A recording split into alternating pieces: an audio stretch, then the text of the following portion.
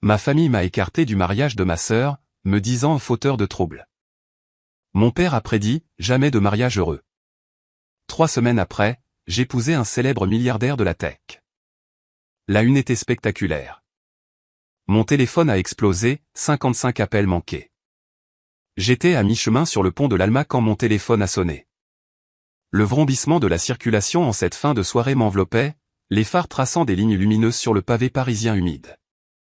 Le nom de Mamie Odette s'est affiché sur l'écran et, pendant une fraction de seconde, j'ai cru qu'elle appelait simplement pour prendre des nouvelles de ma semaine, comme elle le faisait toujours. J'ai appuyé sur le bouton vert et porté le téléphone à mon oreille. Sa voix tremblait, douce mais hésitante. « Comment te sens-tu, ma chérie ? Un peu mieux depuis le mariage ? » Mes mains se sont crispées si vite sur le volant que le cuir a grincé sous mes paumes. « Le mariage ?» ai-je demandé, la voix plus sèche que je ne l'aurais voulu. « Mamie, quel mariage ?» Silence. Juste le son de sa respiration changeante au bout du fil. Et puis les mots qui m'ont fendu en deux. « Ta sœur Amélie, elle s'est mariée le week-end dernier. Une grande cérémonie. Tout le monde était là. Tes parents m'ont dit que tu n'étais pas invité parce qu'ils ont dit que tu ferais des histoires. » Le pont est devenu flou un instant. Je n'entendais plus les klaxons derrière moi. Je ne sentais plus le mouvement de la voiture sous moi. Tout ce que j'entendais, c'était cette seule phrase qui martelait mon crâne. Ils ont dit que je ferais des histoires. Ma gorge me brûlait comme si quelque chose de pointu s'y était logé. Mamie, ai-je murmuré, mais le mot s'est brisé dans ma bouche. Je ne savais même pas. Elle a expiré un son qui ressemblait à une défaite et a murmuré qu'elle pensait que je méritais la vérité. Quand l'appel s'est terminé, je suis resté assise là, sur le siège conducteur, le monde extérieur continuant comme si rien n'avait changé, mais mon esprit était brisé en deux. Je me suis rangé sur le bas-côté, le cœur battant trop vite pour continuer à conduire. Les voitures passaient à toute vitesse, leurs pneus crachant de l'eau. Mais tout ce que je pouvais voir, c'était ces images que je n'avais même pas encore vues. Amélie dans sa robe de dentelle. Mes parents rayonnants, des coupes de champagne levées bien haut, et moi, effacé. Pas oublié, pas négligé, délibérément effacé. J'ai serré le volant jusqu'à ce que mes jointures blanchissent. Mes parents avaient toujours trouvé des moyens de me rabaisser, mais ceci était la preuve finale. Ils ne m'avaient pas seulement exclu d'un dîner ou d'une conversation. Ils m'avaient découpé d'un souvenir qui vivrait à jamais. Quand j'ai finalement réussi à redémarrer, mes yeux me piquaient tellement que je devais cligner des yeux à travers un voile de larmes et de feux arrière. Le temps d'arriver à mon appartement, les lumières de la ville semblaient plus froides que jamais. Je n'ai même pas pris la peine d'allumer la lampe. J'ai jeté mes clés sur le comptoir et je me suis effondré sur le canapé, mon téléphone encore lourd dans ma main. Instagram brillait dans l'obscurité. Mon doigt a hésité, tremblant, mais j'ai appuyé quand même. La première image m'a frappé comme une gifle. Amélie, sous un lustre de cristal, son voile descendant en cascade dans son dos, mon père à ses côtés, le torse bombé de fierté, ma mère portant les mains à ses lèvres, des larmes brillant comme si c'était l'apogée de sa vie. La légende disait « famille parfaite ». Je me suis mordu l'intérieur de la joue si fort que j'ai senti le goût du sang.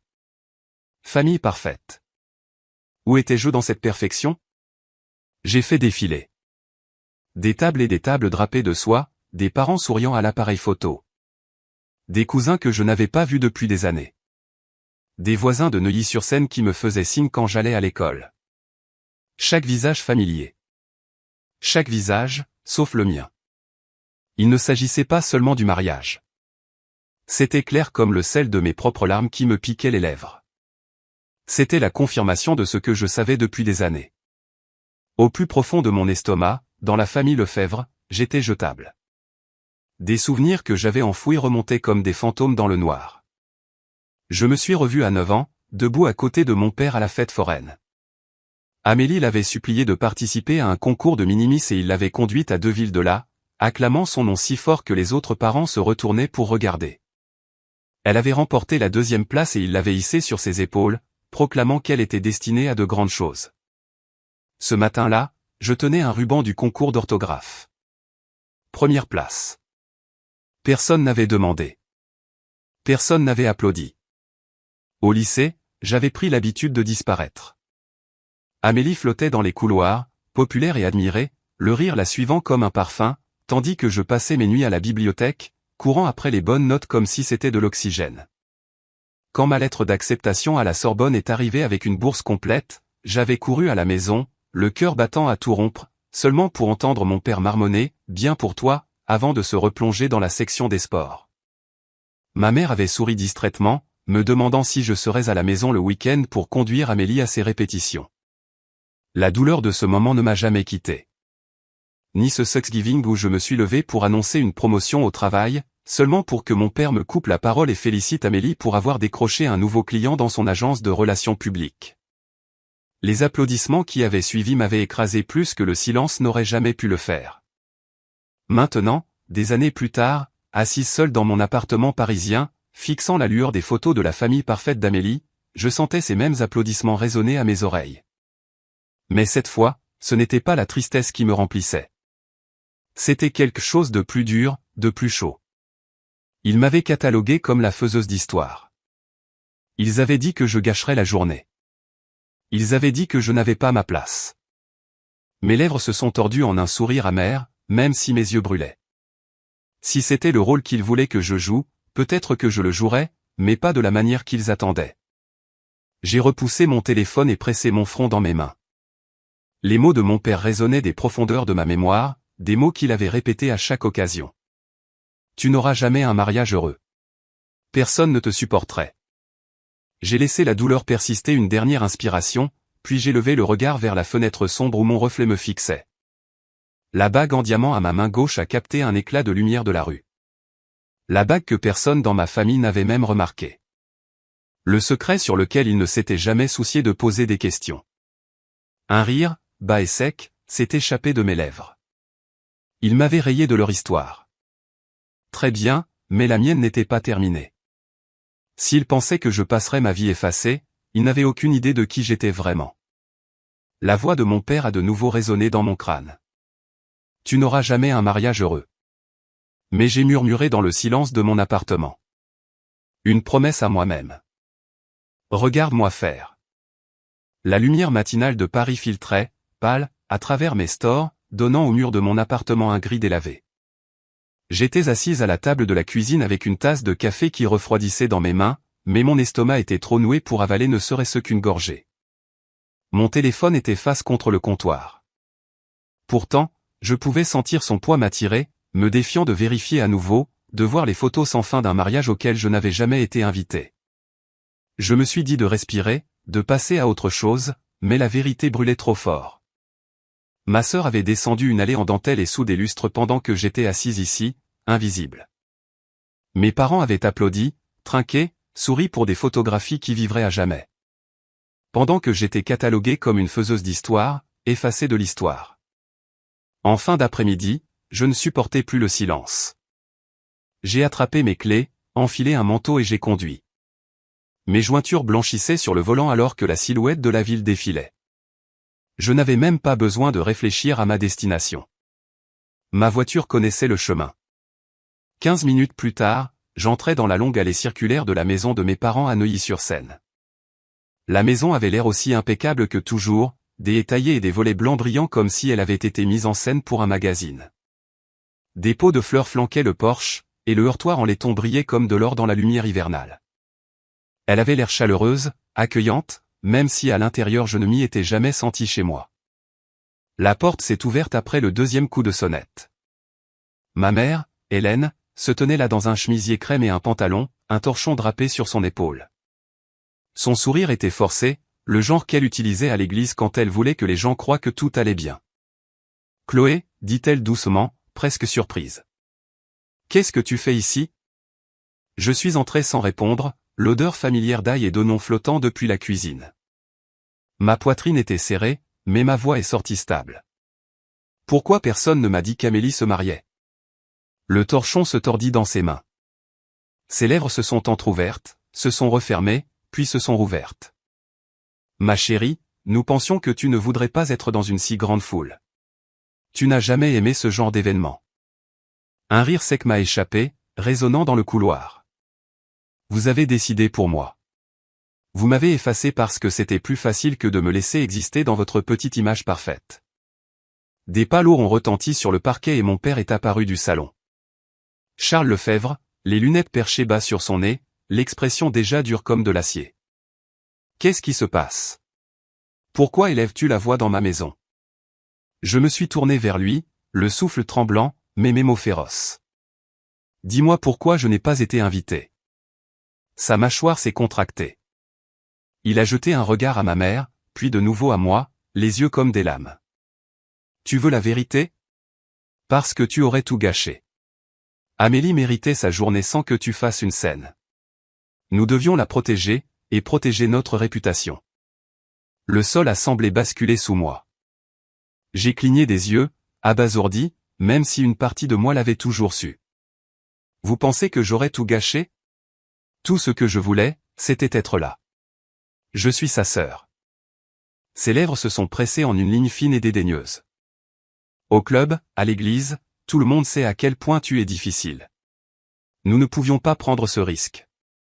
J'ai reculé d'un pas, le souffle court. Mais avant que je puisse parler à nouveau, une voix a flotté, froide et désinvolte, depuis l'escalier. Honnêtement, c'était un soulagement de ne pas t'avoir là.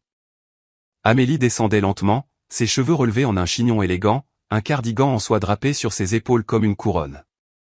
Elle m'a toisé avec un sourire narquois qui suintait la satisfaction. Tu aurais rendu les choses gênantes. Tout le monde sait que tu ne t'intègres pas dans ce monde. Les mots ont tranché plus nettement que n'importe quel couteau. Ma poitrine s'est serrée alors que je la fixais. Cette fille avec qui j'avais autrefois construit des forts en couverture, à qui j'avais murmuré des secrets sous notre couette partagée.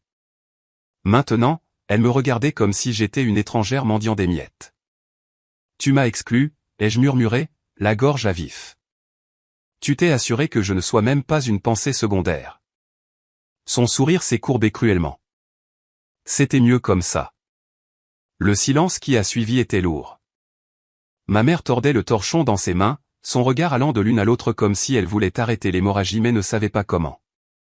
L'expression de mon père ne s'est pas adoucie une seule fois. Puis, comme pour enfoncer le couteau plus profondément, il a gloussé sous son souffle, secouant la tête comme si j'étais une enfant faisant une crise. Sois sérieuse, Chloé. Tu ne te marieras jamais. Ce n'est pas en toi. Les mots ont frappé avec la force d'un coup de poing. Pendant des années, j'avais avalé leurs affronts, me convainquant que si je réussissais plus, si je travaillais plus dur, ils me verraient peut-être. Mais c'était là, exposé, leur jugement final et impitoyable. Quelque chose en moi s'est calmé. Le tremblement dans mes mains s'est apaisé, mon dos s'est redressé, et ma voix est sortie calme, plus stable que je ne me sentais. Alors n'attendez pas d'invitation pour le mien. La pièce s'est figée. La bouche de ma mère s'est ouverte. Ses yeux étaient grands de choc. Le sourire narquois de mon père a vacillé, bien qu'il ait essayé de le masquer avec dédain. Amélie a cligné des yeux, sa suffisance se fissurant un instant avant de se durcir à nouveau. Je n'ai pas attendu leur réponse.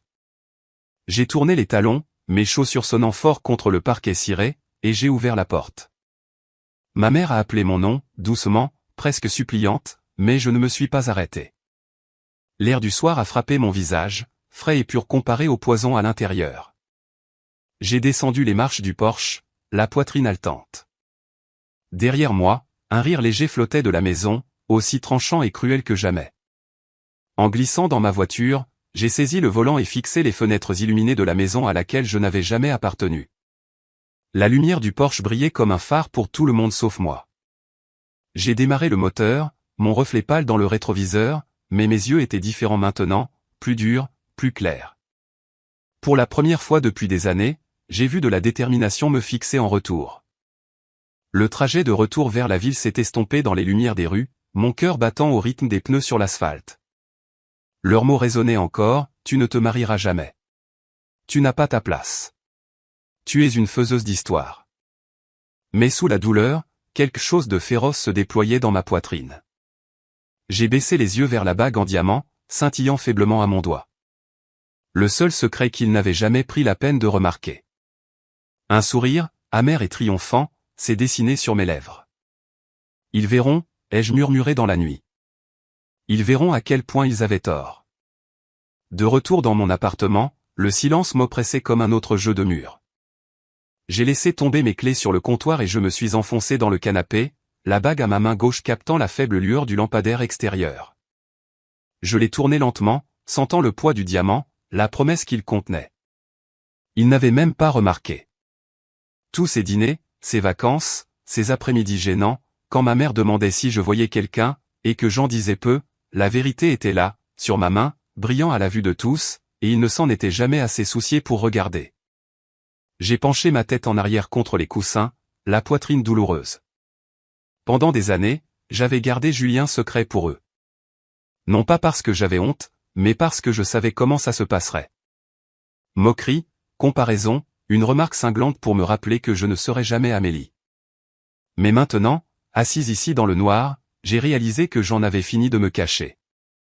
J'ai fermé les yeux, et le souvenir de ma première rencontre avec Julien est revenu comme un baume. Deuxième année à la Sorbonne. L'amphithéâtre était bondé de 200 étudiants, le professeur débitant des diapositives sur l'offre et la demande. Mon stylo crissait furieusement, désespéré de suivre, quand un bout de papier plié a atterri sur mon cahier. Surprise, je l'ai ouvert. Un graphique soigneusement dessiné me fixait, les lignes plus nettes que celles du projecteur. En bas, une note, on dirait que vous travaillez plus dur que le professeur. Je me suis retourné et il était là, un grand gars aux cheveux châtains et aux yeux verts perçants, me souriant comme si nous avions déjà partagé une blague. C'était Julien.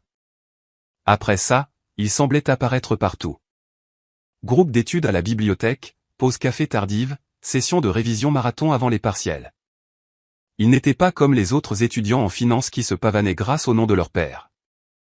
Il respectait le travail acharné. Il me respectait. Quand je lui ai parlé de la bourse qui m'avait amené ici, il n'a pas balayé ça d'un revers de main. Quand mes parents ont oublié d'appeler après que j'ai remporté un prix, il s'est présenté à ma chambre d'étudiant avec un plat d'un traiteur chinois et un sourire qui ne m'a jamais fait sentir petite. Des années plus tard, quand il m'a demandé de l'épouser, ce n'était pas dans une grande démonstration. Nous étions assis dans son appartement chic du Marais, une bouteille de vin à moitié vide entre nous. Il a tendu la main par-dessus le canapé, a glissé la bague à mon doigt, et a dit, « Chloé, je me fiche de ce que le monde pense. Je sais juste que je ne veux pas passer un autre jour sans toi. » Les larmes étaient venues vite, non pas de tristesse, mais de soulagement. Pour une fois, quelqu'un me voyait, non pas comme la faiseuse d'histoire de la famille, non pas comme l'ombre d'Amélie, mais comme quelqu'un qui valait la peine d'être choisi. Le bruit d'une clé dans la serrure m'a tiré de mes souvenirs. La porte s'est ouverte et Julien est entré, desserrant sa cravate, sa veste jetée sur une épaule. Ses yeux ont immédiatement trouvé les miens. En deux enjambées, il était à côté de moi, écartant une mèche de cheveux de mon visage. « Journée difficile » a-t-il demandé doucement. J'ai laissé échapper un rire qui s'est brisé sur les bords. C'est une façon de le dire. Il s'est assis à côté de moi, son bras s'enroulant autour de mes épaules, m'ancrant. « Raconte-moi. » Les mots ont jailli plus vite que je ne l'aurais cru possible. L'appel tremblant de mamie, les photos en ligne. Les visages froids de mes parents. La déclaration cruelle de mon père que je n'aurais jamais un mariage heureux. Chaque phrase semblait être du verre quittant ma gorge. Quand j'ai eu fini, la pièce était lourde de silence, rompue seulement par le bourdonnement du réfrigérateur. Julien n'a pas interrompu. Il a juste tenu ma main, son pouce traçant des cercles sur ma peau, me laissant me défaire sans jugement. Finalement, il a parlé, la voix stable. Ils n'ont pas le droit de te définir. Ils ne l'ont jamais eu. Les larmes brûlaient derrière mes yeux, mais je ne les ai pas combattues. Je me suis appuyé contre lui, m'imprégnant de la chaleur de quelqu'un qui ne me voyait pas comme un fardeau. Pour eux, je ne suis rien, ai-je murmuré. Sa mâchoire s'est contractée. Il a levé ma main gauche, le diamant captant la faible lumière. Alors nous n'avons pas besoin d'eux. Quand le moment viendra, quand nous nous tiendrons devant les gens qui nous aiment, nous choisirons qui mérite d'être là. J'ai fixé la bague, la promesse qu'elle portait. Pendant des mois, je m'étais accroché à des bribes d'espoir que ma famille me verrait enfin. Mais ici, Julien m'offrait quelque chose de différent, la liberté. J'ai serré sa main, une étincelle de force naissant dans ma poitrine. Il a souri de ce sourire constant qui m'avait porté à travers chaque tempête et a embrassé le sommet de ma tête. Le reste de la soirée s'est passé dans un calme qui ne semblait pas lourd. Nous avons commandé à dîner mais avons oublié de manger. Nous sommes restés assis avec la télévision murmurant en arrière-plan, son bras autour de moi, ma respiration ralentissant enfin. Le chaos de ma famille bourdonnait faiblement dans mon esprit, mais il ne semblait plus être le centre de mon monde. Plus tard, quand nous nous sommes couchés, ces mots ont rejoué dans ma tête. Nous choisirons. Pour la première fois, l'idée d'un mariage ne ressemblait pas à un rêve que je n'atteindrais jamais. C'était comme un vœu attendant d'être accompli, un jour où je me tiendrais droite et déciderais qui avait gagné le droit d'en être témoin. Et je savais sans aucun doute que certains visages ne seraient pas là. Le lendemain matin, la lumière du soleil inondait mon bureau au travail, se posant sur le bord de ma tasse de café et les coins des feuilles de calcul éparpillées devant moi. Mon équipe était regroupée autour de la table de conférence. Un client valant des millions d'euros menaçait de se retirer à moins que nous ne stabilisions son portefeuille avant la clôture du marché. Je me tenais à la tête de la table, ma voix stable alors que je leur expliquais une nouvelle stratégie, déplacer les ressources ici, couvrir l'exposition là, appeler le client directement pour les rassurer que nous étions déjà en train d'exécuter. Pendant 2 heures, j'ai commandé la salle, recalculant, dirigeant, calmant la panique. Et quand le marché a fermé, nous avions inversé la tendance. Le PDG, Michel Garnier, m'a intercepté dans le couloir alors que je quittais la salle de réunion. Grand, sévère, rarement enclin aux éloges. Il a posé une main sur mon épaule. C'était un leadership de manuel, Chloé.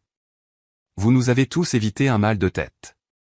Continuez comme ça et je vois un avenir très clair pour vous ici.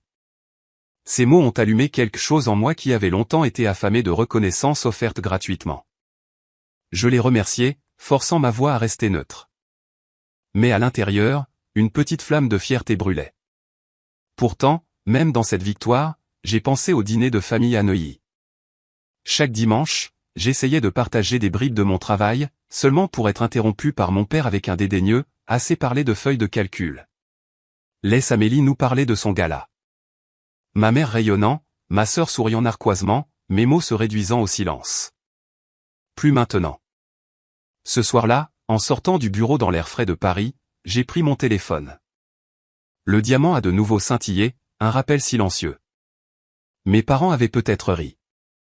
Mon père m'avait peut-être dit que je ne me marierais jamais, mais la vérité était déjà sur mon doigt. Il n'avait aucune idée de ce qui allait arriver. Je me suis arrêté sur le trottoir, la ville bourdonnant autour de moi, et j'ai murmuré dans le crépuscule. On verra bien qui aura le dernier mot. Le bureau sentait encore faiblement le café brûlé et l'encre d'imprimante quand je suis entré le lendemain matin, serrant mon sac d'ordinateur plus fort que d'habitude. Les conversations se sont tues à mon passage, non par manque de respect, mais parce que les murmures sur le mariage glamour d'Amélie avaient déjà atteint mes collègues. Je pouvais les entendre. Tu as vu les photos? Cette salle de bal était incroyable. J'ai baissé le regard, me forçant à entrer dans mon bureau d'angle avant que la bile ne me monte à la gorge. À 10 heures, je dirigeais une autre réunion de crise, une équipe d'analystes attendant mes directives. Leurs yeux passaient des écrans à mon visage, et pendant un moment, j'ai ressenti cette vieille douleur, cette facilité avec laquelle je pouvais commander le respect dans une salle de réunion, mais jamais à la table de mes parents. J'ai tracé des lignes sur le graphique, souligné les risques, donné des instructions. La confiance a inondé ma voix, même si j'étais vide à l'intérieur. Quand nous avons terminé, Michel, le PDG, est passé, me tapotant l'épaule. Excellent sang-froid, Chloé. Nous aurions été perdus sans vous. Ces mots m'ont réchauffé une seconde, mais une autre voix s'est immiscée dans ma tête. Celle de mon père, froide et définitive, tu n'auras jamais un mariage heureux. Je suis resté tard, contemplant le paysage urbain à travers les baies vitrées.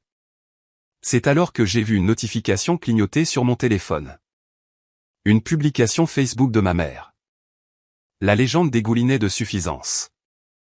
Cela brise le cœur d'un parent quand un enfant choisit la distance, mais parfois, pour le plus grand bien de la famille, nous devons laisser aller. Ma poitrine s'est serrée en faisant défiler. Des dizaines de commentaires s'alignaient en dessous, des femmes de l'église offrant des prières, des voisins gloussant de sympathie. Certains ont même ajouté leur propre coup de couteau. Elle a toujours semblé difficile. Pauvre Amélie. Elle mérite la paix. Mes doigts tremblaient sur l'écran. Il ne se contentait pas de m'effacer en privé. Il me peignait comme la méchante en plein jour. Ma gorge brûlait d'humiliation, puis de rage. Ce soir-là, je me suis retrouvé dans l'appartement de Julien, la ligne d'horizon scintillant derrière lui alors qu'il versait 2 verres de vin. J'ai poussé le téléphone sur le comptoir vers lui. Il a parcouru la publication, sa mâchoire se contractant, ses yeux verts s'assombrissant. « Ils veulent faire de toi le bouc émissaire », a-t-il dit. « Mais tu n'as pas à te battre à leur manière. » Qu'est-ce que je suis censé faire? Ma voix s'est brisée. Rester silencieuse pendant qu'il me crucifie? Il a posé le verre et m'a attiré près de lui. Parfois, la meilleure vengeance n'est pas de crier plus fort. C'est de vivre si bien qu'ils s'étouffent avec leurs propres mensonges. Son calme m'a stabilisé, mais à l'intérieur, je tremblais encore. Pour une fois, cependant, je l'ai cru. 2 nuits plus tard, il m'a emmené à Cannes pour rencontrer son père. Le domaine des Rousseau ressemblait plus à un musée qu'à une maison, des arches en pierre, des pelouses tentaculaires, une fontaine à l'entrée scintillant sous le clair de lune. À l'intérieur, William Rousseau m'a serré la main fermement, les yeux aussi vifs que ceux de son fils, mais plus âgé, mesuré. Nous nous sommes assis dans un bureau tapissé de livres reliés en cuir. « Je vais être direct », dit-il en joignant les mains. « Julien me dit que votre famille est compliquée. » J'ai ri amèrement. C'est une façon de le dire. Son regard a tenu le mien, stable, sans ciller. Alors dites-moi, Chloé, les voulez-vous à votre mariage? La question m'a prise au dépourvu. Mon souffle s'est bloqué dans ma poitrine. Un instant, j'ai vu le sourire narquois de mon père, je l'ai entendu déclarer que je ne me marierai jamais. J'ai vu ma mère transformer la vérité en performance, ma sœur souriant narquoisement en posant en soi. Non, ai-je dit finalement, ma voix ferme même si mes mains tremblaient sur mes genoux. Il ne mérite pas cette place. William s'est penché en arrière, un lent sourire se formant. Bien. Parce que le moment venu, je veux que vous descendiez cette allée en sachant que vous avez choisi qui se tenait à vos côtés. Et vous aurez le soutien total de cette famille pour que cela se produise. Quelque chose s'est détendu dans ma poitrine, fragile mais réel. Un sentiment d'être ancré, choisi non par obligation, mais par respect. De retour à Paris quelques jours plus tard, j'étais assise à ma propre table de cuisine. Des enveloppes étalées devant moi. Les noms que j'aimais coulaient facilement de mon stylo. Mamie Odette, tante Marguerite, les cousines qui m'avaient glissé des mots secrets d'encouragement lors des dîners de fête. Mais quand j'ai cherché les noms de mes parents, ma main s'est figée. Le stylo a hésité, puis s'est immobilisé. Lentement, je l'ai reposé. L'espace sur l'enveloppe est resté vide. Alors que je fixais l'endroit vide où leur nom aurait pu être, mon téléphone a vibré. Un SMS de mon père. Tu peux jouer à la poupée tant que tu veux. Personne ne se souciera de ton petit mariage. Mes doigts tremblaient, mais un rire a jailli, sec et instable. J'ai refermé le téléphone, faisant glisser l'enveloppe. Mon cœur battait la chamade, mais le tremblement dans mes mains ressemblait moins à de la peur qu'à du feu. Debout près de la fenêtre, les lumières de la ville clignotant contre l'obscurité, j'ai murmuré au verre, au fantôme de sa voix dans ma tête. Tu verras. Le diamant à mon doigt a jeté un éclat dans le reflet, brillant et provocateur. La lumière du matin inondait les stores de l'appartement de Julien, se posant sur l'enveloppe ivoire étalée sur la table à manger. J'étais assise là, en robe de chambre, un stylo à la main, l'estomac noué, tandis que j'écrivais les noms des personnes qui comptaient vraiment. Mamie Odette, tante Marguerite, mes cousines Émilie et Clémence, quelques amis du travail qui m'avaient soutenu à travers chaque tempête. L'encre coulait, douce et dorée, sur le papier épais. Mais quand j'ai atteint les enveloppes destinées à mes parents et à Amélie, ma main s'est figée. Le silence était lourd. J'ai posé le stylo et laissé l'espace vide. Ce n'était pas un accident. C'était un choix. La porte s'est ouverte derrière moi.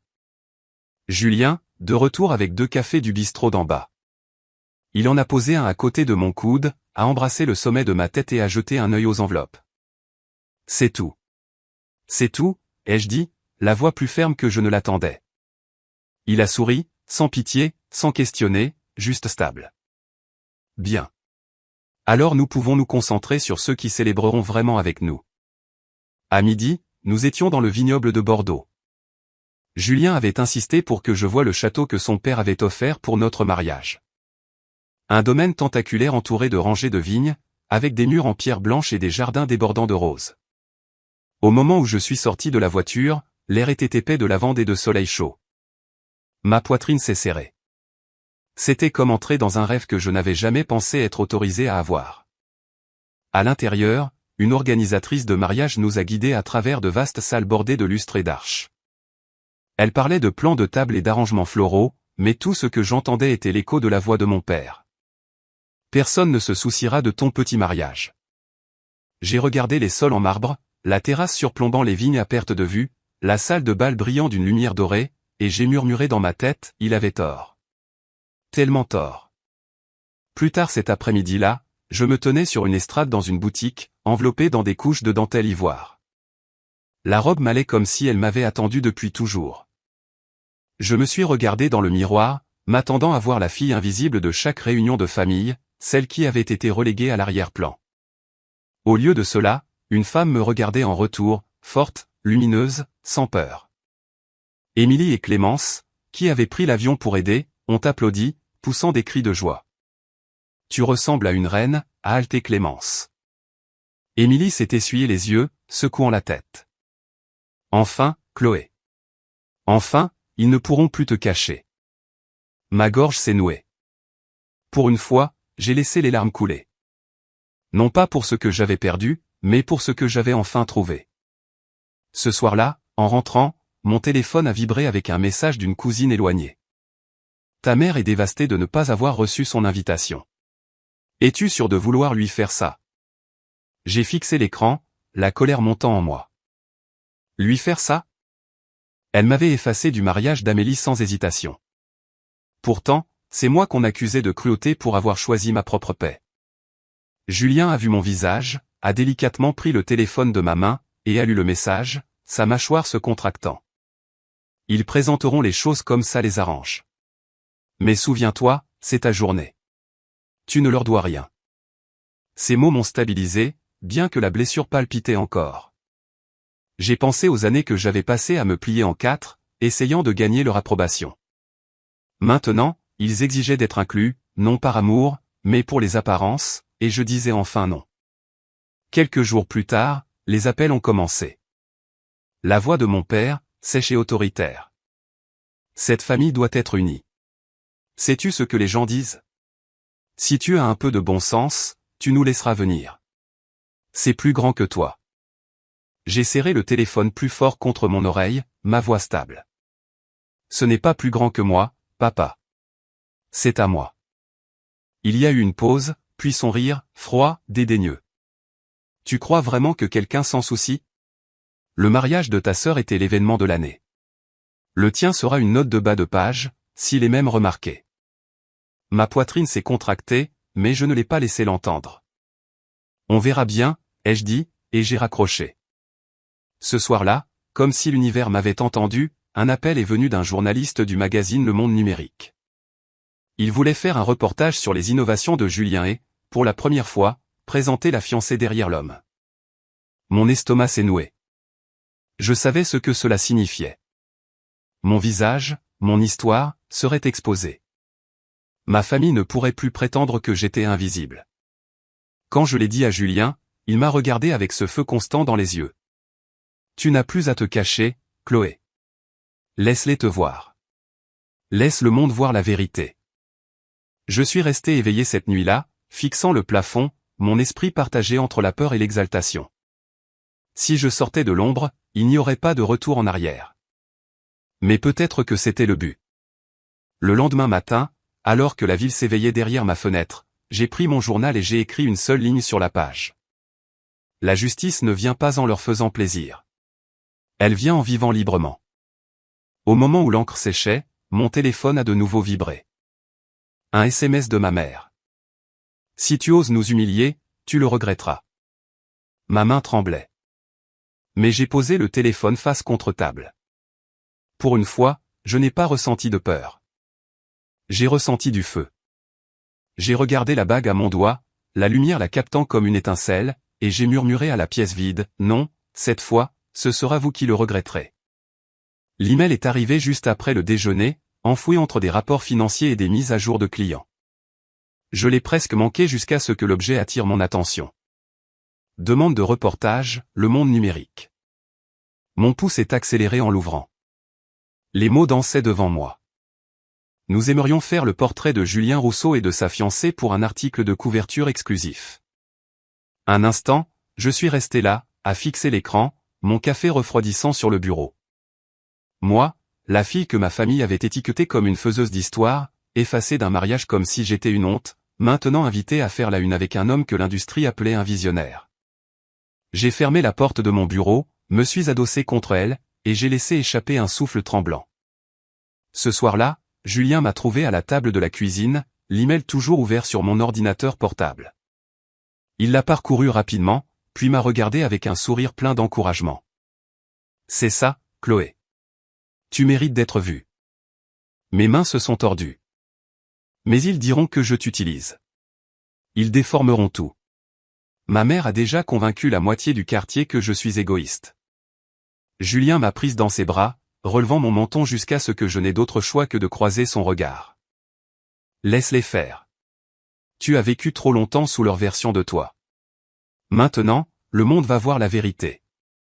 2 semaines plus tard, nous nous tenions sur les marches en pierre du château Rousseau à Bordeaux, les appareils photo crépitant dans toutes les directions. Des stylistes ajustaient mes cheveux, épinglaient la robe de soie à ma taille, et me plaçaient à côté de Julien tandis que le photographe aboyait des instructions. L'odeur des roses flottait dans l'air, le vignoble s'étendant, vert et infini, derrière nous. « Parfait, Chloé », dit le photographe en baissant son appareil. « Vous avez le genre de visage qui raconte une histoire. Ne vous en cachez pas. » Pour une fois, je n'en avais pas envie. Lors de l'interview, la journaliste a posé des questions sur les innovations de Julien, la trajectoire de son entreprise, sa vision pour l'avenir. Puis son regard s'est tourné vers moi. « Et vous, Chloé ? Comment cela a-t-il été de se tenir à ses côtés à travers tout cela ?» J'ai hésité, mais la main de Julien a serré la mienne. Ma voix s'est stabilisée. Je sais ce que c'est d'être négligé, rejeté. Mais Julien ne m'a jamais laissé me sentir petite. Il m'a vu, et ensemble, nous avons construit quelque chose que personne ne peut effacer. Les yeux de la journaliste se sont adoucis tandis qu'elle griffonnait des notes. C'est puissant. À la fin de la séance photo, j'étais épuisée, mais légère. Pour une fois, je n'étais pas invisible. Mais mon téléphone racontait une autre histoire. Les notifications s'empilaient. Des dizaines de SMS, d'appels manqués.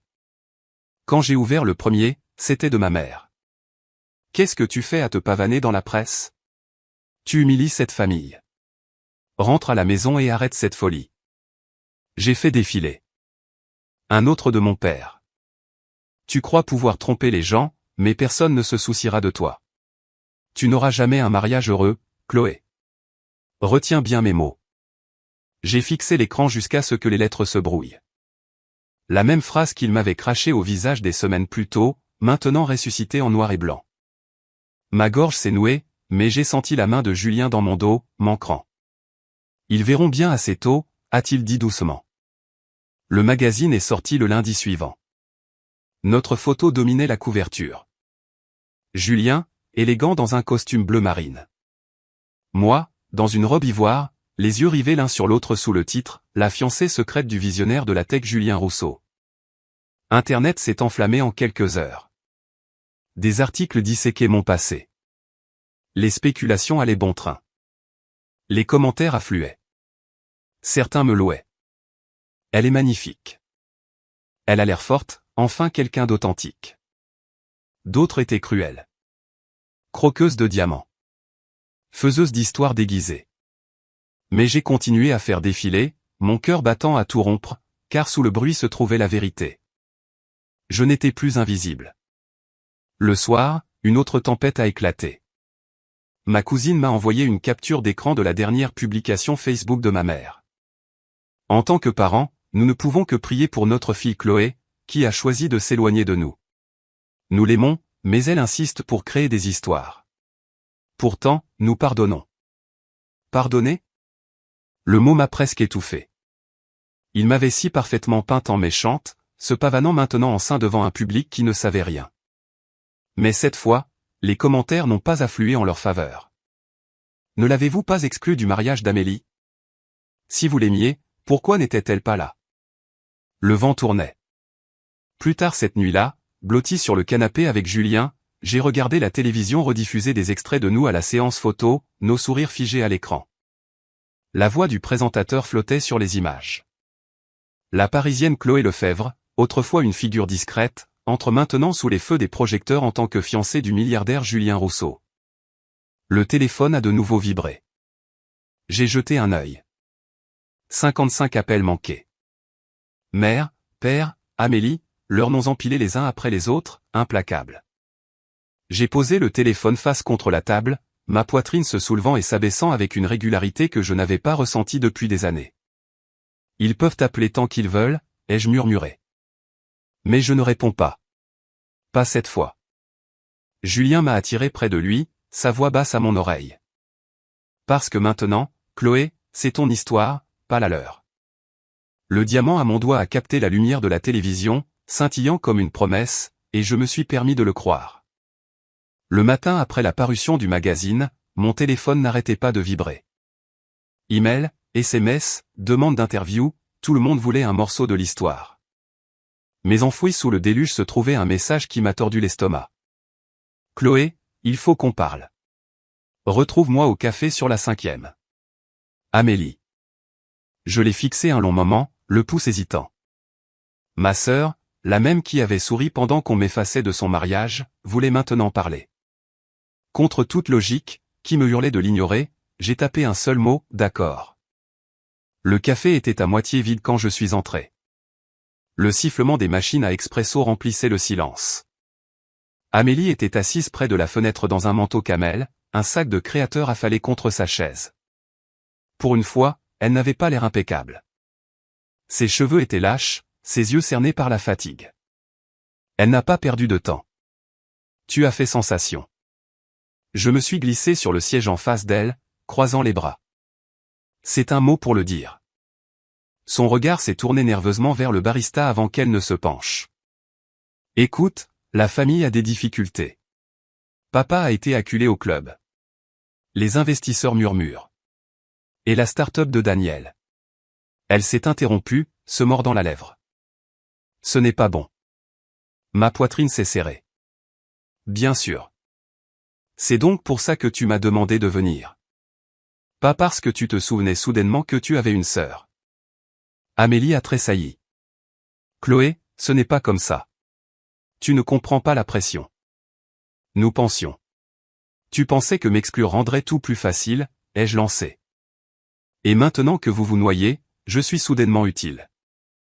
Elle a dégluti difficilement, les yeux brillants. Si tu pouvais juste parler à Julien ou à son père. Une seule introduction pourrait nous sauver. Je l'ai regardée, stupéfaite par son audace. Tu m'as effacé de ta vie, de ton mariage parfait, et maintenant tu veux que je nettoie tes dégâts. Sa voix s'est brisée. Je dirai à maman et papa de reculer. Je les forcerai à s'excuser. S'il te plaît, aide-nous. Je me suis penché en arrière, un rire amer s'échappant. Des excuses en échange d'un sauvetage financier. Ce n'est pas une famille, Amélie. C'est une transaction commerciale. Ses épaules se sont affaissées, la suffisance qui définissait autrefois son visage remplacé par le désespoir. Mais mon esprit est revenu à cette nuit chez eux. Ces mots froids. C'était mieux comme ça. Je ne l'oublierai jamais. Je me suis levé, enfilant mon manteau. Tu voulais un monde sans moi. Félicitations. Vis dedans. Ses lèvres se sont entr'ouvertes, mais aucun son n'est sorti. Je suis parti, la laissant avec son latin tact et son empire qui s'effondrait. De retour à mon appartement, les appels manqués de mes parents s'empilaient comme une tour de fantômes. Le message vocal de mon père était sec, tranchant. Chloé, ça a assez duré. Arrête de nous embarrasser. Laisse-nous assister à ton mariage et nous pourrons restaurer le nom de la famille. Celui de ma mère suivait, son ton dégoulinant de douceur. Ma chérie, réfléchis bien. Tout sera plus facile si tu nous laisses entrer. Les familles guérissent. Souviens-toi de ça. J'ai appuyé sur supprimer pour chacun d'eux. La gorge nouée. Les familles guérissent. Est-ce que les familles effacent une fille pour en célébrer une autre? Est-ce qu'elle rit en la traitant de faiseuse d'histoire? Ce soir-là, Julien est rentré pour me trouver faisant les 100 pas dans le salon. Ils n'arrêteront pas, lui ai-je dit. D'abord Amélie, maintenant mes parents. Tout ce qu'ils voient, c'est un moyen de pression, pas moi. Il m'a prise dans ses bras. Alors dis non. Tu ne leur dois rien. Je sais, ai-je murmuré, la voix tremblante. Mais une partie de moi veut toujours qu'ils me veuillent pour moi. Julien a relevé mon menton, ses yeux brûlant d'une flamme constante. Chloé, ils ne le feront jamais. Mais tu as construit quelque chose de plus fort avec moi, avec les gens qui t'ont choisi. C'est ça qui compte. Le week-end suivant, nous avons assisté à un dîner de charité au cœur de Paris. La salle de bal bourdonnait de conversations, les verres en cristal tintant. En entrant, les appareils photo ont crépité et la voix de l'annonceur s'est élevée, « Veuillez accueillir Julien Rousseau et sa fiancée, Chloé Lefebvre. » J'ai souri, marchant fièrement à ses côtés. Pour une fois, l'attention ne m'a pas étouffé. Elle semblait méritée. Mais au milieu de la soirée, je les ai repérés. Mes parents, assis à une table de l'autre côté de la salle, les yeux fixés sur moi. Le sourire de ma mère était crispé, la mâchoire de mon père serrée. Amélie était assise entre eux, pâle, son regard fuyant nerveusement. Pendant l'entracte, ils m'ont acculé dans le couloir près des toilettes. La voix de mon père était basse mais urgente. Chloé, écoute. La presse nous fait passer pour des monstres. Si tu ne veux pas te réconcilier par amour, pense au moins à la réputation de la famille. Laisse-nous être à tes côtés à ton mariage. C'est tout ce que nous demandons. Je l'ai regardé fixement. Le même homme qui s'était un jour moqué de moi et m'avait dit que personne ne m'épouserait jamais. C'est tout ce que vous demandez? Vous voulez que je répare votre image? Pas ma vie, pas mon cœur, votre image. Ses narines se sont dilatées. Tu es déraisonnable. Non, ai-je dit, ma voix calme et tranchante. Je suis enfin clair. Ma mère a touché mon bras, ses yeux brillants. Chloé, s'il te plaît. Les gens pardonneront si tu nous laisses montrer que nous sommes unis. Tu le regretteras si tu nous exclus. J'ai doucement retiré sa main. J'ai déjà regretté beaucoup de choses, mais plus maintenant. J'ai tourné les talons, qui claquaient contre le marbre, les laissant stupéfaits dans le couloir. Quand je suis retourné dans la salle de bal, Julien attendait. Il a lu la tempête sur mon visage sans poser de questions et a simplement pris ma main. Alors que la musique enflait, il a murmuré, « Tu l'as fait. Tu n'as pas flanché. » Je me suis serré contre lui, ma poitrine se soulevant régulièrement pour la première fois depuis des jours. La vérité était indéniable. Ils avaient besoin de moi maintenant plus que je n'avais jamais eu besoin d'eux. Plus tard cette nuit-là, de retour à la maison, j'ai posé mon téléphone sur la table et je les regardais s'allumer encore et encore avec leurs appels désespérés. Je n'ai pas répondu. Au lieu de cela, j'ai murmuré à la fenêtre sombre. 30 ans à être leur pensée secondaire, et seulement 3 semaines pour inverser la tendance. Ce n'est que le début. La ville brillait à l'extérieur, vivante de possibilités, et pour une fois, je me sentais vivante avec elle. La nuit du Galatec de Paris est arrivée avec un froid qui balayait les quais de Seine.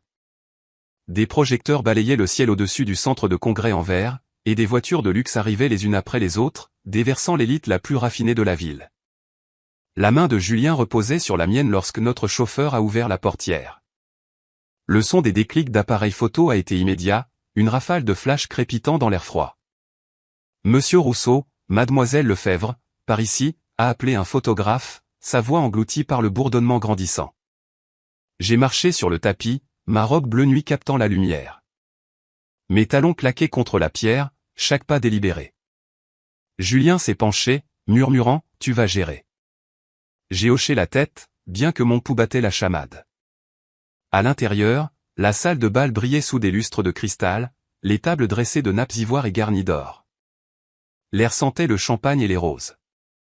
Des murmures nous ont suivis alors que nous nous dirigions vers l'avant, où la voix de l'annonceur s'est élevée. Veuillez accueillir notre invité spécial, Julien Rousseau, et sa fiancée, Chloé Lefebvre. Les applaudissements ont balayé la salle. Pour une fois, les yeux sur moi ne semblaient pas dédaigneux. Ils étaient attentifs, curieux, peut-être même admiratifs. Mais c'est là que je les ai vus. À une table près de la scène se trouvaient mes parents, leur posture rigide, les visages tendus par un calme forcé, et à côté d'eux, Amélie dans une robe de soie pâle, les lèvres courbées en un sourire qui n'atteignait pas ses yeux. La vue m'a coupé le souffle. Je me suis forcé à regarder devant moi, à m'asseoir à la table assignée à Julien et moi, mais leur présence me brûlait la peau. Au milieu de la soirée, alors que Julien se levait pour parler d'innovation et de philanthropie, ma mère s'est approchée de moi. Elle tenait une flûte de champagne, son sourire assez éclatant pour aveugler. Les caméras ont pivoté. Chloé, a-t-elle roucoulé en saisissant ma main. Ma chérie, quel plaisir de te voir. Sa poigne était serrée, ses jointures pâles. Je me suis penché, la voix basse et sèche. Ne fais pas ça. Pas ici. Elle a incliné la tête, les yeux brillants. Tu vas tout gâcher si tu te retires. Souris pour les caméras. Ma poitrine s'est serrée, mais j'ai arraché ma main. Vous avez déjà tout gâché, ai-je dit, juste assez fort pour qu'elle l'entende. Une lueur de panique a traversé son visage. Mais avant qu'elle ne puisse répondre, mon père s'est matérialisé. Sa voix était un sifflement. Tu nous ridiculises. Veux-tu que le monde pense que tu as abandonné ta famille? Je l'ai regardé droit dans les yeux, ma voix stable. Je n'ai abandonné personne. Vous m'avez abandonné bien avant ça. Avant que l'un d'eux ne puisse répondre, un journaliste est apparu, un carnet à la main. Excusez-moi, Chloé, juste une question. Est-il vrai que vos parents n'assisteront pas à votre mariage? Les lumières semblaient devenir plus chaudes. Les conversations se sont tues autour de nous. La main de ma mère a de nouveau tressailli vers la mienne, mais j'ai fait un pas en avant. Mon mariage est une question d'amour et de soutien. Seuls ceux qui nous souhaitent sincèrement le bonheur seront là. Un murmure a balayé la salle. Quelques personnes ont même applaudi doucement. Le visage de mon père s'est empourpré. Le sourire de ma mère a tremblé comme du verre sur le point de se briser. Amélie s'est soudainement levée de leur table, glissant vers nous, sa robe murmurant sur le sol. « Excusez-moi, dit-elle doucement, s'adressant à la foule. Ma sœur peut être sensible. Mais notre famille l'aime. Nous l'avons toujours aimée. Quelque chose en moi a craqué. L'amour, ai-je dit, ma voix sonnant plus fort que je ne l'avais prévu. C'est ce que vous appelez m'effacer de votre mariage, sourire pendant que toute la famille trinquait et prétendait que je n'existais pas? Des halètements ont parcouru la salle de bal. Le sourire d'Amélie a vacillé, puis est revenu, fragile. Tu ne comprends pas. Non, les jeux coupés. Je comprends parfaitement. Vous vouliez une image parfaite sans moi. Eh bien, maintenant l'image a changé. Le maître de cérémonie s'est empressé de ramener l'attention sur le programme, mais les murmures se sont répandus comme une traînée de poudre. Des téléphones se sont levés, capturant chaque sourire étrange, chaque mot cinglant. Mes parents se sont retirés vers leur table, les visages figés, tandis qu'Amélie est restée immobile, les yeux écarquillés, avant de tourner brusquement les talons. Quand Julien est revenu à mes côtés, les applaudissements de son discours résonnant encore faiblement. Il a lu mon expression instantanément. Il a passé un bras autour de ma taille et a murmuré, « Tu as tenu bon ». Nous avons quitté le galateau, glissant dans la voiture alors que le bourdonnement de la foule nous suivait.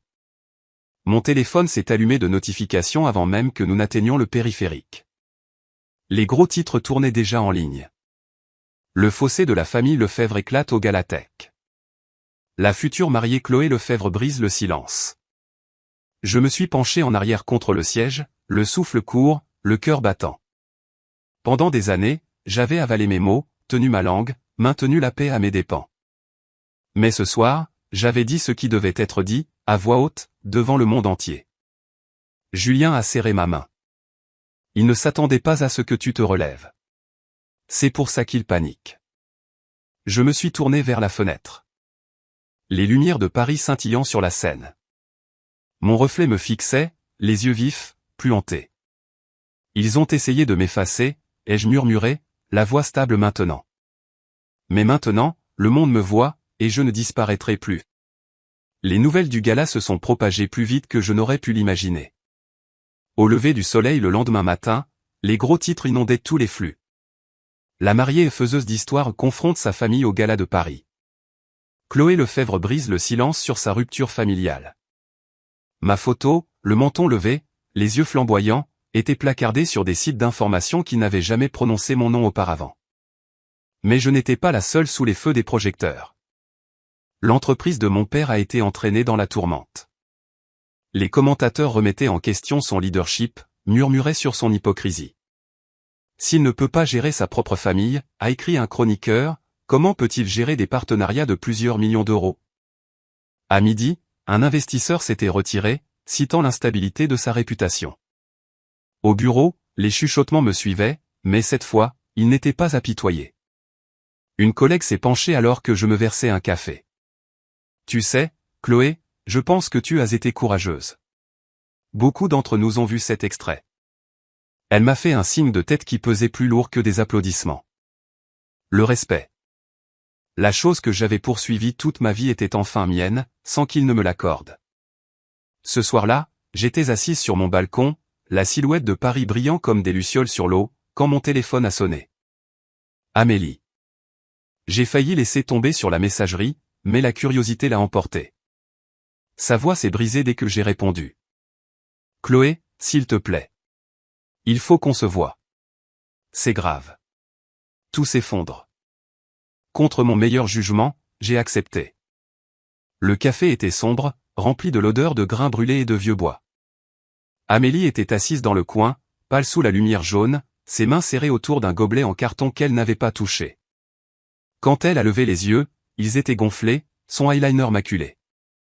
Merci d'être venu, a-t-elle murmuré. Je me suis glissé sur la chaise en face, croisant les bras.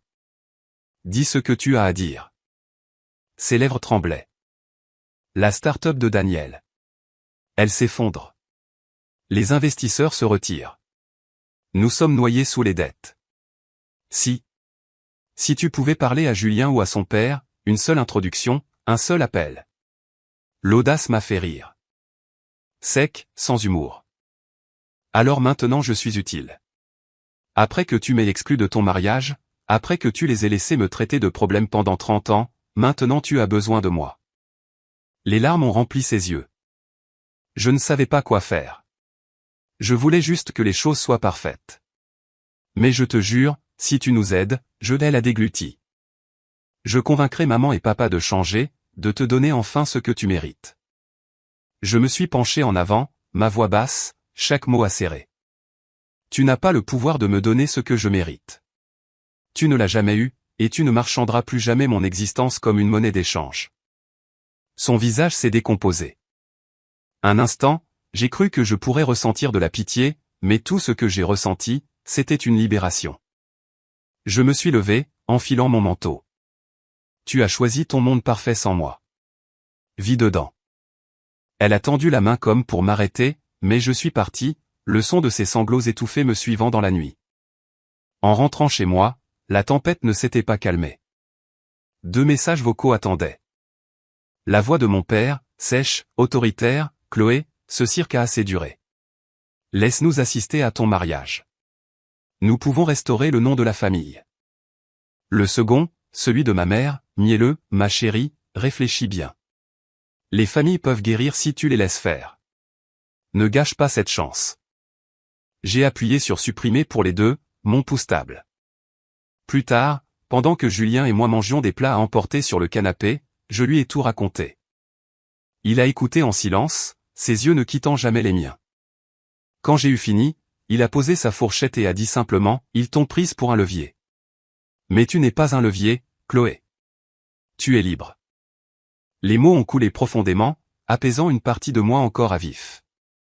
2 nuits plus tard, la tempête est venue à ma porte. Un coup sec et insistant a fait trembler la porte. Je l'ai ouverte pour trouver mes parents debout là, leurs manteaux serrés contre le froid, les visages tirés. Le ton de mon père était mesuré, mais ses yeux brûlaient. Chloé, ça suffit. Il faut qu'on parle. J'ai croisé les bras. Parlez. Il a jeté un regard à ma mère avant de continuer. La presse nous détruit. Si tu nous permets d'être présents à ton mariage, publiquement, visiblement, nous pouvons tous sortir de ça avec dignité. J'ai failli rire. La dignité. C'est ce qu'il voulait sauver. pas moi. Pas les 30 ans de silence et de mépris. Sa dignité. Vous ne demandez pas à faire partie de mon mariage, ai-je dit, la voix calme. Vous me demandez de réparer votre réputation. Ma mère s'est avancée, les yeux brillants, la voix tremblante dans son style bien répété. Chloé, s'il te plaît, nous t'aimons. Les gens pardonneront, mais seulement si tu nous laisses être à tes côtés. Ne laisse pas l'orgueil ruiner ceux qui restent. J'ai secoué la tête. L'amour n'efface pas quelqu'un. L'amour ne le catalogue pas comme un fauteur de troubles. L'amour ne le vend pas pour les apparences. La voix de mon père s'est durcie. Tu fais une erreur. Je me suis redressé, les épaules carrées. Non. Pour la première fois, je n'en fais pas. Leurs visages se sont figés, fragiles et pâles. Pour une fois, ce n'était pas moi qui suppliais. J'ai fermé la porte. À l'intérieur, l'appartement était silencieux, à l'exception du battement de mon cœur. J'ai pressé mes paumes contre le bois, respirant profondément. Des années à me plier, à me briser pour correspondre à leur version de moi, se sont terminées à ce moment-là. Quand je me suis retourné, Julien était là, stable comme toujours. Il m'a prise dans ses bras. Tu l'as fait, a-t-il murmuré. Tu as enfin tracé la ligne.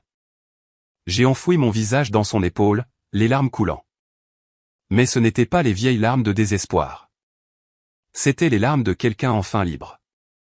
Plus tard, seul près de la fenêtre, j'ai regardé les lumières de la ville scintiller contre le ciel sombre. Mon téléphone a de nouveau vibré avec leur nom, mais je n'ai pas bougé. J'ai seulement murmuré à mon reflet. Ils ont dit un jour que je n'aurais jamais un mariage heureux. Bientôt, le monde entier verra à quel point ils avaient tort. Le soleil descendait bas sur le vignoble de Bordeaux, peignant les vignes d'une brume dorée. Alors que les invités commençaient à arriver au château Rousseau, des rangées de voitures noires serpentaient sur la colline, les phares clignotant comme des lucioles, déversant des hommes en smoking et des femmes en robe qui scintillaient sous les derniers rayons du jour. L'air sentait la rose et le champagne, portés par une douce brise. Derrière les portes en chêne sculptées du manoir, j'ai pressé mes mains contre la soie de ma robe pour les calmer. Le corsage en dentelle m'enserrait comme une armure, la longue traîne ivoire glissant sur le sol en marbre poli. Dans le miroir, une femme me regardait en retour, qui ressemblait à peine à l'ombre à qui on avait dit qu'elle ne se marierait jamais, qu'elle n'appartiendrait jamais. Prête, a demandé Julien, entrant dans la pièce, son costume bleu marine tranchant sur la lumière des bougies. Ses yeux se sont adoucis en me voyant. J'ai hoché la tête, bien que ma gorge soit nouée.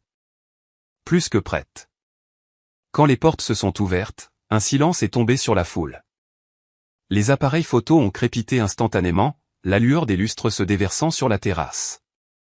Mamie Odette était assise au premier rang, les mains jointes sur sa poitrine, des larmes coulant déjà sur ses joues. Tante Marguerite s'est penchée pour lui tapoter l'épaule, souriant fièrement.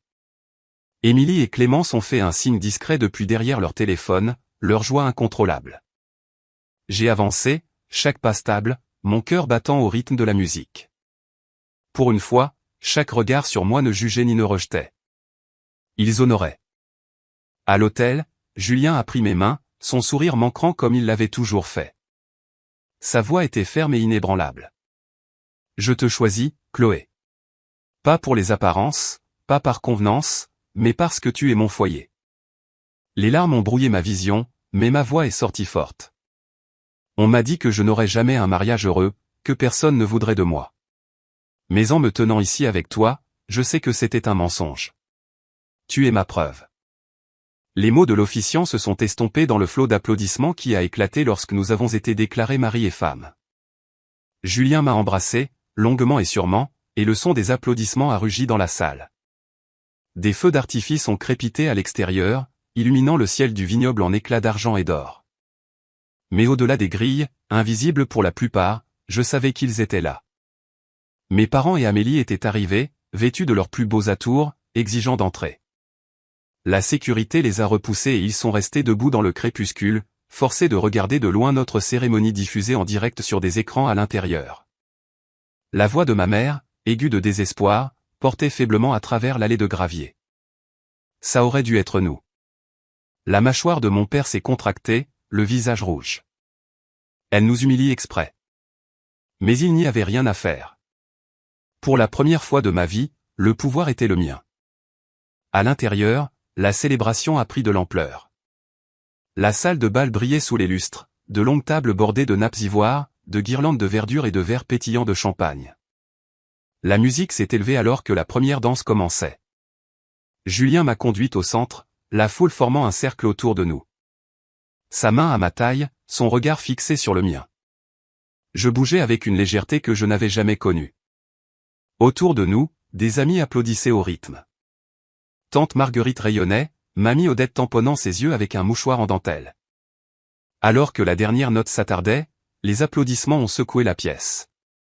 Puis l'animateur s'est avancé, un micro à la main. Mesdames et messieurs, nous avons une annonce spéciale ce soir. Le projecteur s'est allumé, projetant sur le mur du fond. Une couverture de magazine glacé est apparue, fraîchement imprimée. Forbes. La faiseuse d'histoire qui a conquis l'amour et le pouvoir. La couverture montrait Julien et moi, main dans la main, sous l'arche du vignoble. Sourire stable, le diamant à mon doigt brillant sous le soleil. Des halètements ont parcouru la salle, suivis d'acclamations. Je me suis figé, fixant l'image. Moi, sur la couverture d'un magazine qui n'aurait jamais écrit mon nom, me définissant maintenant non pas comme l'échec de ma famille, mais comme une femme qui s'était élevée malgré eux. Les téléphones ont vibré dans toute la salle de bal alors que les invités textaient, tweetaient, postaient. En ligne, la nouvelle s'est répandue comme une traînée de poudre. L'histoire de la fille oubliée devenue l'épouse d'un milliardaire a enflammé les flux. Et puis mon téléphone a vibré encore et encore. Je l'ai sorti de ma pochette, l'écran s'allumant si vite que je pouvais à peine lire les noms. Mon père, ma mère, Amélie. 55 appels manqués empilés les uns après les autres, les notifications affluant comme une inondation. J'ai fixé l'écran lumineux, mon reflet faible dans le verre. Et pour une fois, je n'ai pas ressenti la douleur familière d'être exclu. Je me sentais libre.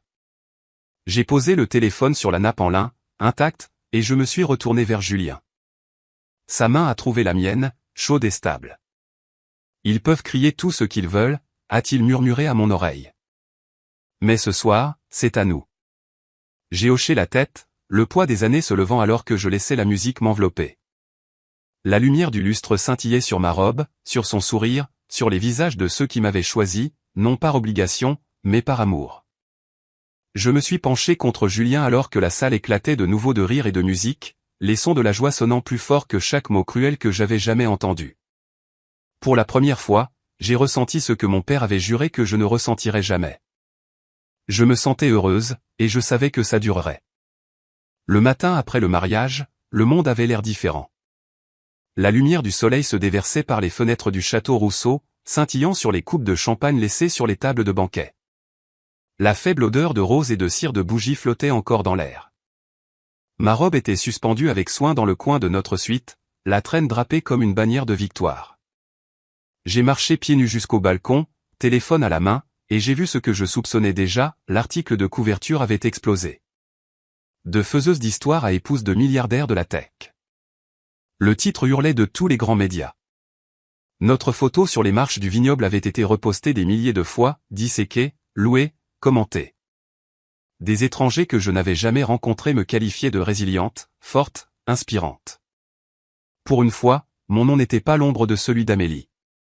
C'était le mien, seul. Mais les éloges n'étaient pas unanimes. En faisant défiler, j'ai trouvé les autres voix, celles que je ne connaissais que trop bien. Le SMS sec de mon père. Tu as humilié cette famille. Réponds au téléphone. Les messages désespérés de ma mère. Comment oses-tu nous exclure? Tu nous as embarrassés devant toute la communauté. Le message vocal d'Amélie, larmoyant mais toujours aussi sec. Tu n'étais pas obligé de nous faire ça. J'ai posé le téléphone sur la balustrade du balcon, le vignoble s'étendant, infini et serein, devant moi. Ils ne comprenaient toujours pas. Rien de tout cela ne les concernait. Plus tard dans la journée, les retombées sont devenues plus claires. L'entreprise de Charles Lefebvre était en tendance pour toutes les mauvaises raisons. Les journalistes tournaient comme des vautours, se demandant si le scandale familial se reflétait sur son leadership. Un membre du conseil d'administration avait démissionné. Un client de longue date s'était retiré d'un contrat. Pour un homme qui se souciait plus de sa réputation que de sa fille, c'était la blessure la plus vive. Hélène ne s'en sortait pas mieux. Son image soigneusement cultivée d'épouse gracieuse et de pilier de l'Église s'est fissurée sous l'examen. Des captures d'écran de ses publications Facebook, celles me qualifiant d'égoïste et de dramatique, ont commencé à circuler à côté de photos de moi sur la couverture du magazine. Les commentaires en dessous étaient sans pitié. Quelle mère! Elle a effacé sa propre fille. Maintenant elle veut de la sympathie. Et Amélie, son nouveau mariage brillant avait déjà perdu de son éclat. La start-up de Daniel s'est effondrée sous le poids de dettes impayées, les investisseurs pointant l'instabilité familiale comme une raison de plus de se retirer. Leur manoir, acheté sur des promesses de succès, était maintenant en vente. J'ai observé tout cela se dérouler, non avec joie, mais avec un calme étrange et lourd. Le karma avait fait ce que je n'aurais jamais pu faire. Le soir, mon téléphone a de nouveau sonné. Cette fois, c'était un appel vidéo. Contre toute logique, j'ai répondu. Leurs visages sont apparus, tous les trois ensemble. Les yeux de ma mère étaient rouges, la mâchoire de mon père serrée. Amélie, pâle et tirée. Un instant fugace, j'ai vu le portrait de famille que nous aurions pu être si les choses avaient été différentes. Mais alors mon père a parlé. Chloé, dit-il sèchement, ça suffit. Cette querelle nous détruit. Si tu nous réintègres, si tu nous laisses apparaître à tes côtés, nous pourrons sauver ce qui reste. J'ai ri doucement, secouant la tête. Voilà. Pas un mot d'amour, juste la réputation, juste sauver les apparences. Ma mère s'est penchée en avant, sa voix tremblante. Nous t'aimons, ma chérie. Les gens peuvent pardonner, mais seulement si tu nous laisses être à tes côtés. Ne laisse pas l'orgueil ruiner ce qui reste de cette famille. J'ai senti Julien se placer derrière moi, sa main reposant sur mon épaule, silencieux mais stable. J'ai regardé dans la caméra, croisant leurs regards un par un. Vous n'avez pas seulement manqué un mariage.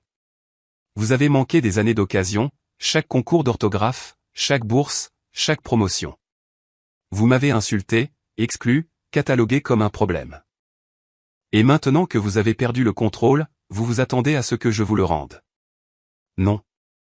J'en ai fini. Les lèvres d'Amélie tremblaient. Chloé, s'il te plaît. Non, ai-je dit fermement. Tu as choisi ton camp quand tu étais dans cette salle de bal sans moi. Maintenant, je choisis le mien. J'ai mis fin à l'appel. Leurs visages ont disparu, remplacés par le reflet silencieux du mien. Un long moment, je suis restée assise là, le souffle court, le cœur battant. Puis Julien m'a prise dans ses bras. Tu l'as fait, a-t-il murmuré. Tu t'es enfin libérée. J'ai enfoui mon visage contre sa poitrine, les larmes coulant. Mais ce n'étaient pas les vieilles larmes d'invisibilité. C'étaient de nouvelles larmes de libération. Plus tard cette nuit-là, j'ai appelé Mamie Odette. Elle a décroché à la première sonnerie, sa voix chaude même à travers les grésillements. Oh, ma chérie, j'ai vu les photos. Tu étais radieuse. J'ai dégluti, la gorge nouée.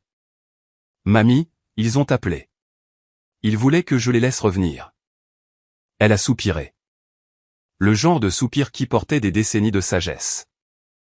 La famille, c'est ceux qui sont là, Chloé. Pas ceux qui exigent une place quand ça les arrange. Tu as trouvé la tienne maintenant. Ne l'oublie pas. J'ai fermé les yeux, laissant ces mots m'imprégner. Elle avait raison. Ma famille n'était pas celle qui avait essayé de m'effacer. C'était celle qui se tenait à mes côtés sans condition. Julien, mamie, tante Marguerite, mes cousines, mes amis. Quand j'ai raccroché, je suis retourné sur le balcon. Le ciel nocturne s'étendait, large, les étoiles scintillant comme des promesses au-dessus. En bas, les vignes bruissaient doucement, stables et enracinées, tout comme je me sentais enfin. Mon père a dit un jour que je n'aurais jamais un mariage heureux. Ce soir, en glissant ma main dans celle de Julien et en sentant la bague briller sous la lumière des étoiles, je savais qu'il avait eu tort depuis le début. J'avais non seulement un mariage, mais une vie de mon propre choix, et c'était quelque chose qu'il ne pourrait jamais me reprendre.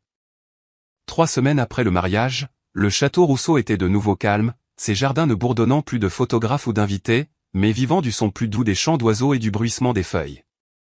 J'étais assise sur la balançoire du porche avec une tasse de thé, l'air matinal frais, regardant la lumière du soleil se déverser sur les vignobles. Le monde avait changé depuis ce jour. Pourtant, ici, enveloppé de silence, je ressentais quelque chose que j'avais poursuivi pendant des années, la paix. À l'intérieur, le rire de Julien flottait faiblement depuis la cuisine alors qu'il se disputait avec tante Marguerite pour savoir quelle recette de tarte méritait la place d'honneur au prochain dîner de famille. Émilie et Clément s'étaient affalés sur le canapé avec des échantillons de tissu pour les décorations de Noël, bavardant avec enthousiasme. Mamie Odette était assise dans le fauteuil le plus proche du feu, son châle drapé sur ses épaules, son sourire doux en regardant la pièce. Pour une fois, chaque visage qui m'entourait était un visage qui me voulait là. Je suis rentré, posant ma tasse. « Qu'est-ce que c'est que tout ça ?» ai-je demandé, amusé. Émilie a souri. Nous planifions le premier Thanksgiving officiel Lefebvre-Rousseau, moins la branche toxique de l'arbre. Clémence a gloussé. On pourrait même surpasser le décor du mariage d'Amélie. Pas de soie, juste des guirlandes lumineuses et des tartes. Leurs rires ont rempli la pièce, et je les ai laissés m'envahir. Pendant des années, les rassemblements avaient été des champs de mine où j'attendais la prochaine remarque cinglante, le prochain rejet. Maintenant, l'air était léger, authentique. Plus tard, quand les cousines sont parties et que Marguerite s'est emmitouflée dans son manteau, je suis resté avec mamie Odette près du feu. Elle a pris ma main, ses doigts chauds et parcheminés. Ma chérie, je ne crois pas t'avoir jamais vu briller comme ça. Les larmes me sont montées aux yeux. Je ne pensais pas que c'était possible. Pendant si longtemps, j'ai cru que la famille, c'était ceux qui me faisaient du mal. Sa poigne s'est resserrée. La famille, c'est ceux qui sont là. Et regarde-toi maintenant, entouré de gens qui te voient, qui te choisissent. Ne doute plus jamais de ça. Ce soir-là, Julien et moi avons organisé un petit dîner avec quelques amis proches. Des bougies vacillaient sur la table, l'odeur de poulet rôti et de romarin remplissant l'air. Alors que les assiettes étaient débarrassées, Julien s'est levé, un verre à la main. « Je veux porter un toast », a-t-il dit, sa voix ferme mais pleine de chaleur. Son regard a trouvé le mien à travers la table. À Chloé. Elle m'a montré, et je pense à nous tous, que la force ne consiste pas à crier le plus fort ou à se plier pour correspondre au moule de quelqu'un d'autre. C'est de se tenir debout même quand les gens les plus proches de vous essaient de vous abattre. Elle n'est pas seulement ma femme. Elle est ma partenaire, mon égale, ma preuve que l'amour l'emporte sur la cruauté. La pièce a éclaté en applaudissements. Mes joues brûlaient, mais mon cœur se gonflait. Pour la première fois, les mots à mon sujet n'étaient pas acérés ou dédaigneux. Ils étaient fiers, respectueux. Après le dîner, je me suis éclipsé sur le balcon. L'air de la nuit était frais, légèrement parfumé à la lavande. Je me suis appuyé contre la balustrade, laissant le calme s'installer. Mon téléphone a vibré dans ma poche. Un autre message d'Amélie. Si je change vraiment, me donneras-tu une chance ? Un jour. Je l'ai fixé un long moment, le cœur lourd mais stable. Je n'ai pas répondu. Le pardon, peut-être un jour, mais pas aujourd'hui. Pas tant que la blessure était encore à vif. Ce soir ne les concernait pas. Il concernait la vie que je construisais sans leur approbation. Julien m'a rejointe, passant un bras autour de ma taille. « À quoi penses-tu » Je lui ai montré le message, puis j'ai posé le téléphone face contre la balustrade. Je n'ai pas besoin de répondre. Pas maintenant. Il a embrassé ma tempe, murmurant. Exactement. C'est notre histoire, pas la leur. Les étoiles scintillaient au-dessus, infinies et indifférentes au chaos en bas. J'ai pensé à toutes les années où les mots de mon père m'ont hanté. Tu n'auras jamais un mariage heureux. Ce soir, avec le bras de Julien autour de moi et les rires de nos amis résonnant à l'intérieur, je savais que la malédiction avait été brisée bien avant. En allant me coucher, j'ai ouvert mon journal et j'ai écrit « La famille n'est pas le sang. La famille, c'est l'amour donné librement, le respect mérité et l'appartenance choisie. » À ceux qui m'écoutent maintenant, je veux dire ceci. Si on vous a déjà dit que vous n'étiez pas assez, si vous avez déjà été rejeté ou réduit au silence par ceux qui auraient dû vous chérir, souvenez-vous que vous avez le droit de choisir qui mérite votre cœur. Vous n'êtes pas ce qu'il vous appelle. Vous êtes ce que vous construisez, ce que vous aimez, ce pourquoi vous vous battez.